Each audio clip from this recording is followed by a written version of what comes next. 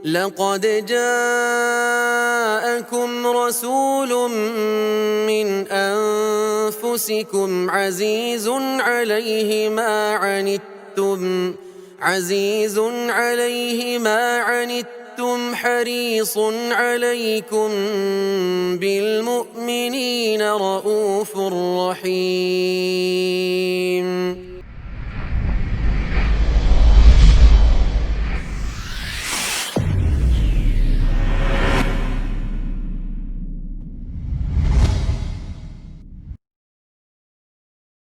Rasulullah SAW dilahirkan di pusat kota Mekah. Ada yang menyebut bahwa beliau dilahirkan di rumah yang berada di Sofa.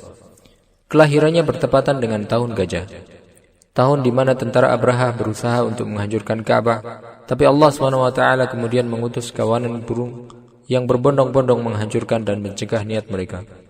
Kelahiran Rasulullah SAW diiringi dengan banyak keajaiban, tidak hanya di Mekah, tapi juga di belahan bumi timur maupun barat. Kelahiran Rasulullah SAW menandai lahirnya keimanan di hati manusia. Sang ibu, Aminah, ketika mengandung baginda Nabi, bermimpi bahwa ada cahaya yang keluar darinya yang menerangi istana-istana Busra di bumi Syam.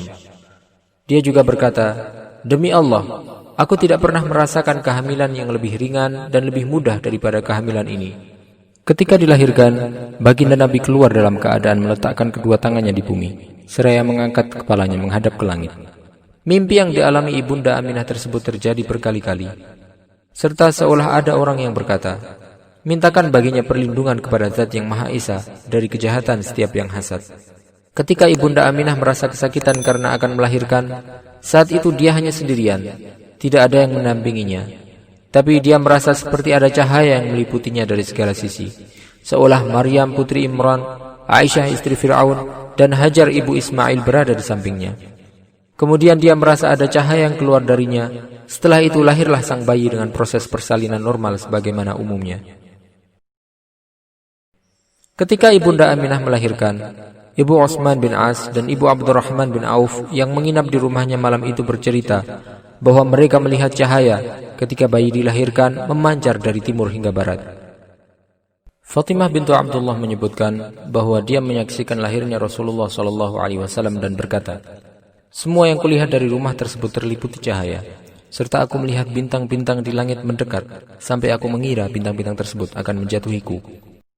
Diriwayatkan pula bahwa Rasulullah SAW dilahirkan dalam keadaan dikhitan serta telah dipotong tali pusarnya, serta seolah beliau berisyarat dengan jarinya seperti orang yang bertasbih dengannya. Setelah melahirkan, ibunda Aminah mengirimkan kabar kepada kakek sang bayi, Abdul Muttalib, bahwa cucunya telah lahir. Tengoklah dia. Datanglah Abdul Muttalib dan membawanya masuk ke Ka'bah. Dia pun berdoa kepada Allah, bersyukur kepadanya atas pemberian tersebut, kemudian kembali kepada ibunya untuk diserahkan kembali kepadanya. Dia menamainya dengan Muhammad, mengandung arti yang terpuji, nama yang tidak familiar di kalangan bangsa Arab. Maka orang-orang pun bertanya, kenapa tidak menggunakan nama yang digunakan pendahulunya? Dia menjawab, "Aku ingin agar dia dipuji oleh Allah dari atas langit dan dipuji oleh manusia di atas bumi." Pada malam hari di mana Rasulullah SAW dilahirkan, berguncanglah istana Kisra, Raja Persia. 14 balkon istananya berjatuhan. Dalam peristiwa ini ada isyarat bahwa Persia akan dipimpin oleh 14 raja, sesuai dengan jumlah balkon yang jatuh. Maka benar terjadi. Ada 10 raja yang berkuasa setelah Kisra selama 4 tahun. Kemudian setelah itu ada 4 raja yang memimpin Kisra sampai kekhilafahan Utsman radhiyallahu anhu. Kemudian runtuhlah kerajaan Persia. Selain itu, berhala-berhala yang diletakkan di Ka'bah dan sekitarnya jatuh tersungkur. Danau Sawa yang biasa dilalui kapal-kapal pun mengering. Serta api abadi Persia padam, padahal tidak pernah padam sebelumnya selama 1000 tahun. Di antara keajaiban yang muncul ketika kelahiran Rasulullah SAW adalah para syaitan dilempar dengan meteor dari langit, serta dihalangi dari berita langit, sebagaimana disebutkan oleh sebagian ulama. Meskipun yang lebih masyhur adalah bahwa dilemparnya syaitan dengan meteor terjadi ketika diutusnya beliau sebagai nabi. Di antara peristiwa lain yang terjadi ketika kelahiran Rasulullah SAW adalah terhalanginya iblis dari berita langit, sehingga dia berteriak dan mengeluarkan bunyi lenggingan yang keras, sebagaimana ketika dia dilaknat oleh Allah SWT dan ketika dia dikeluarkan dari surga, serta ketika diturunkannya surat Al-Fatihah. Hal tersebut sebagaimana disebutkan oleh Al-Hafidh Al-Iraqi dalam Al-Mawridul Hani dari riwayat Baqi bin Makhlad. Mungkin akan muncul pertanyaan, apa hikmah dari munculnya keajaiban-keajaiban yang ada bersamaan dengan kelahiran Rasulullah SAW ini? Secara ringkas, hal-hal ini menunjukkan dua hal. Yang pertama, menjadikan para penyembah berhala serta penyembah api berpikir tentang sesembahan selain Allah. Kenapa berhala-berhala yang diletakkan di Ka'bah dan sekitarnya berjatuhan tersungkur, sementara segala sesuatu di dekatnya tetap berdiri tidak terkena apapun?